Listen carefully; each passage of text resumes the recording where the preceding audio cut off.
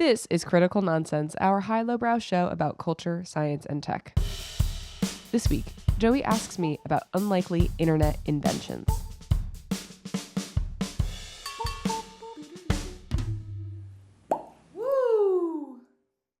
With a dab of ranch, with a dab of ranch, with a dab of ranch, we can make it happen. This is what a Joey sounds like. And this is what an executive producer and Migo, Jess Vander, sounds like. Hi, this is Jess. Jess, we have been talking about other things and using up so much of our recording time that this will be speed round. Lightning. I encountered a video recently of a guy making a rap song about his recipe to make homemade Pop-Tarts. And I think this has recently done the rounds, but the guy apparently rapping chef on TikTok just makes songs about the recipes he's making. And I thought it was really interesting just as an innovation coming out of the world of content creation that might actually be useful. It's a lot easier to remember a song. If you had to pull a recipe off the top of your head that you've done once or twice, you probably wouldn't be able to remember it exactly unless you happen to have an eidetic memory or something. And so it got me thinking about are there actually interesting life innovations that are coming out of the content creation boom? Yes. Yes, correct. I mean, certainly we know that there are hacks and things there's the whole, hey, did you know that if you take this part of a plastic bottle cap, you can put it in this other use case? Now I'm trying to think of an actual version of that I have adopted for myself. One of which is for cleaning one's bathroom, getting one of those dish scrubbers, but loading it with cleaning bleach and using, because it has the little press the button and it sort of squeezes out what's usually dish soap. But you can do that with you can do that with cleaning solution, and then you don't have to touch it, which is brilliant. It's I'd only ever thought of that as a kitchen device, but it's actually the internet taught me that you just think of all the possibilities. So definitely there's the explicit hacks universe of content innovation. But what else are you thinking?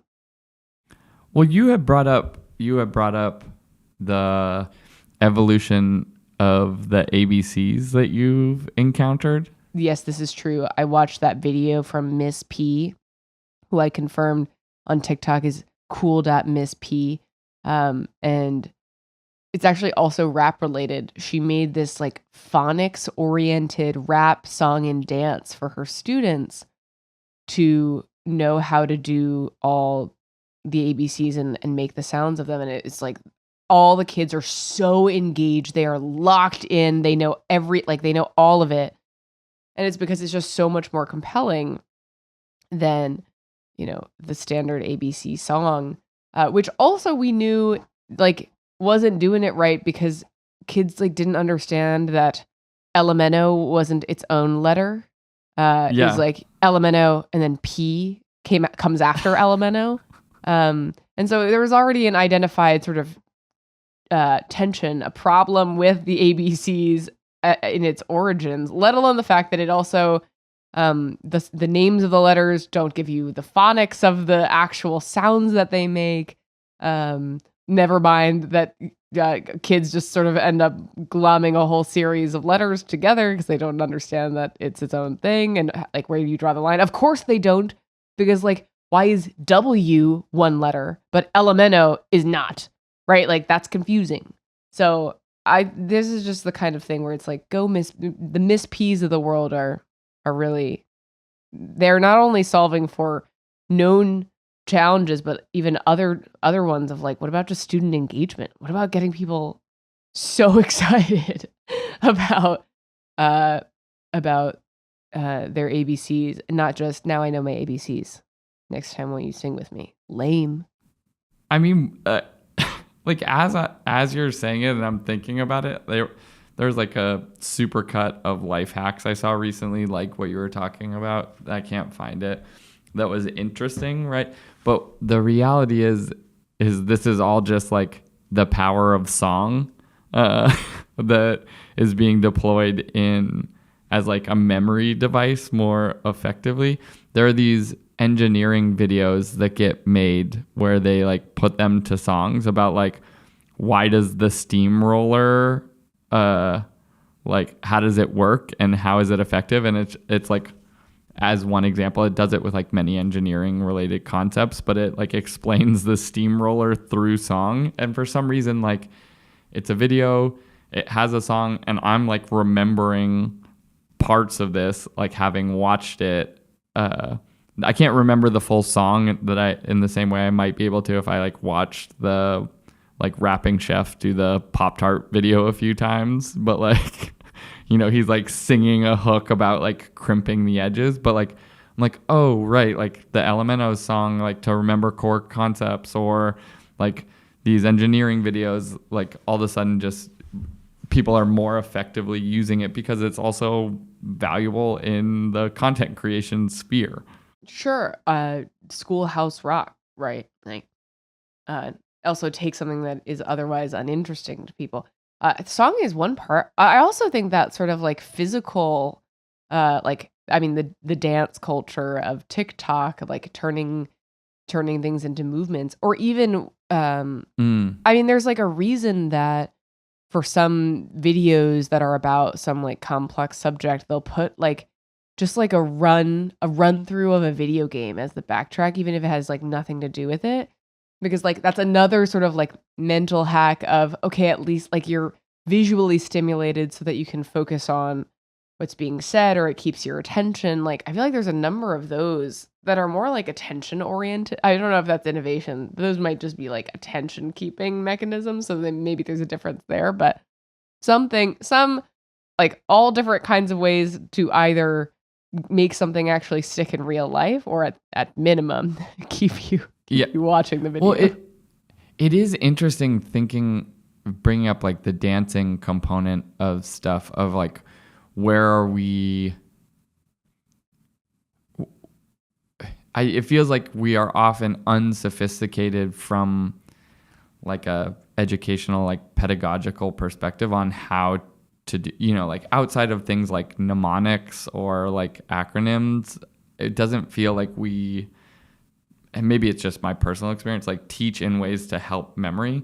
Like I'm thinking about in one of the Chef's Table seasons, I think it was like the first season that they did about France, or maybe they had done a season in France and brought it abroad.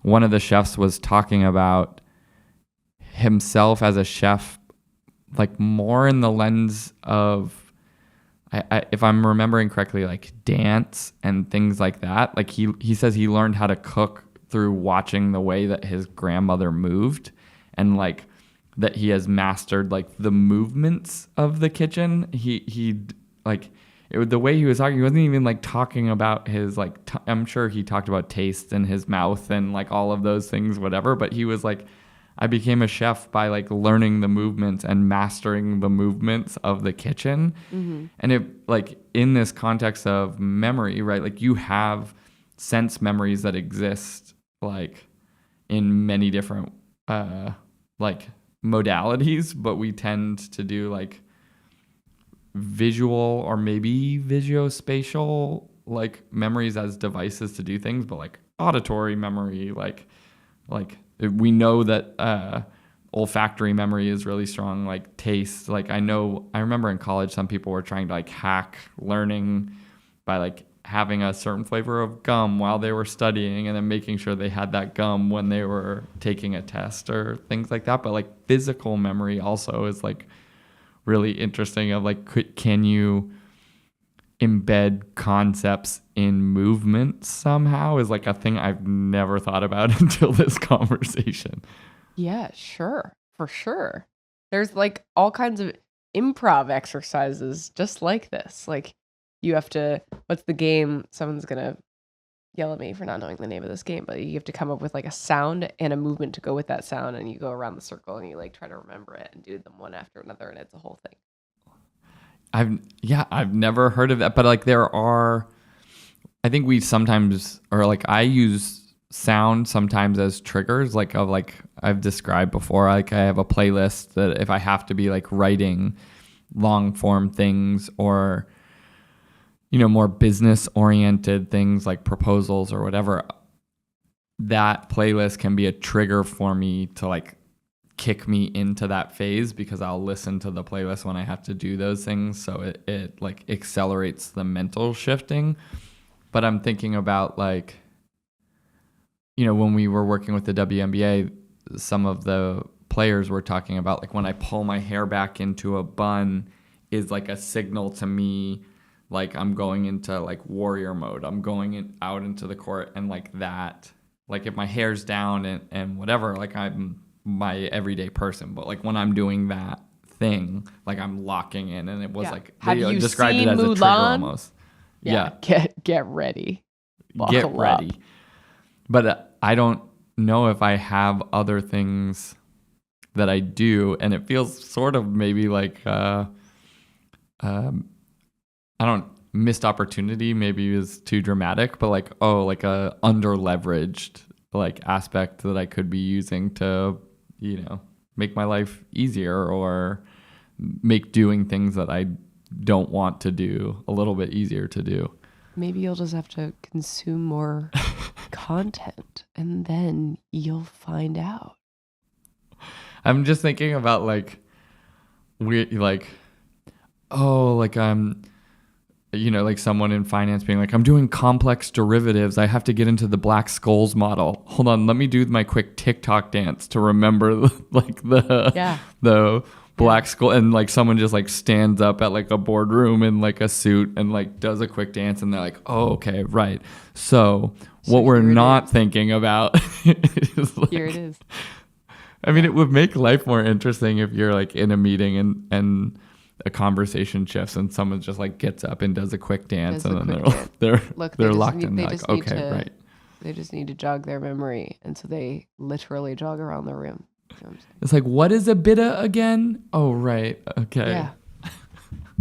Earnings before, right? Like, and they're just doing like some like robot move or like, I don't know.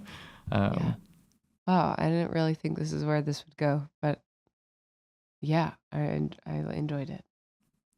I have two things for you, Jess. Okay. One, can you start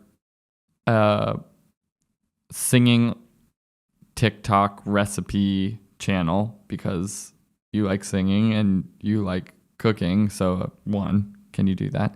Two, can you bring us to the wrap-up corner? A wrap-up of a pastry filled with Pop-Tart filling. There is a silver lining to the internet, which is that maybe it has shown us some genuinely useful things in life and about ourselves. And maybe that's a useful thing to hear right now for those of us who continue to consume. And question that consumption. Sorry, you guys, I'm sick and I'm really trying. The recipe is the song. That's part of the Rapping Chefs. I mean, he uses auto-tune. I'm not sure he's a very good singer either, but I certainly am not, and I don't have the benefit. Alex, can you auto-tune this after? The recipe is the song. Great. Nailed it. Alex is not excited about auto-tuning me. Alex is not going to do that.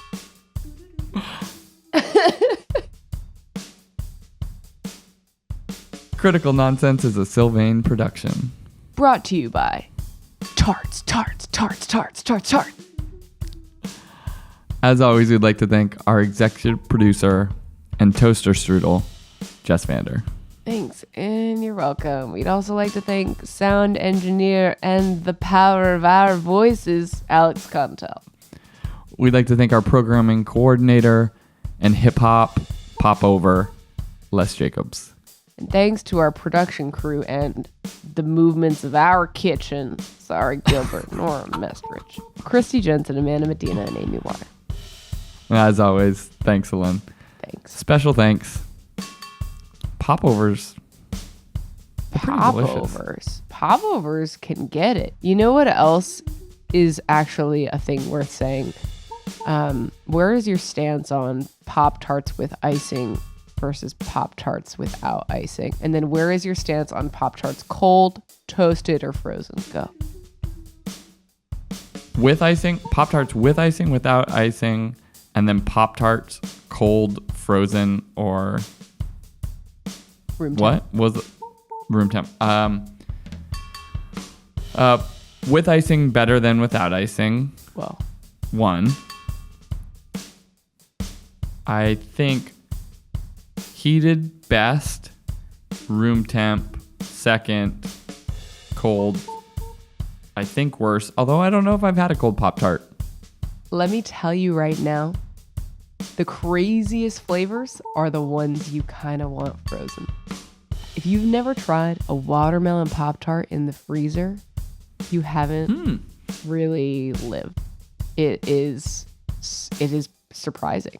It is surprising, but that is the best way to consume that very distinct flavor of Pop-Tart. Would I recommend that flavor Pop-Tart over any other flavor? Not necessarily, but it's just something worth trying.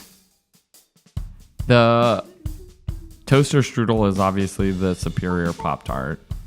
I mean, it is on a different plane. To describe those as anything, the only thing that they potentially share is being toaster pastries, but that is the last thing that they share. And otherwise are completely different types of food. You know, there was a thing called Pepperidge Farm apple dumplings that disappeared. At some point, they made apple turnovers. Wasn't the same. I ate so many Pepperidge Farm apple dumplings in high school. Like, it was stupid. It was gross. And then now I can't even have apples anymore. So maybe it's good that they discontinued them because or how much they apple were incredible. Really, yeah, it's like, this is dangerous otherwise. Yeah. But they took so long to cook because it's a frozen, like actually a fruit pie. dumpling filled Yeah. with, yeah. It was Man. like, okay, I can have these in an hour. Yeah. And for a boy in high school, this is like an incredible wait time. It was like the marshmallow test. Also, just last thing, special thanks to Pepperidge Farm. I had no idea until really starting to process that all of your cookies are named after places. And I just didn't really think about it. Like the Milano Yep. and the Geneva. What else? Sausalito. Oh, Sausalito. Interesting. I'm about to pull up this whole list. Let's just Verona, Brussels. Okay, Chessman is not a place, but let's just Santa Cruz, Tahoe. Just like embrace this with The me. chessmen are incredible. The Well, Chessmen. thanks, Okay, Pepperidge anyway. Farm. Yeah, cool. Well, that was random. Well, we did it. Love you. Mean it. Okay, Bye. Bye.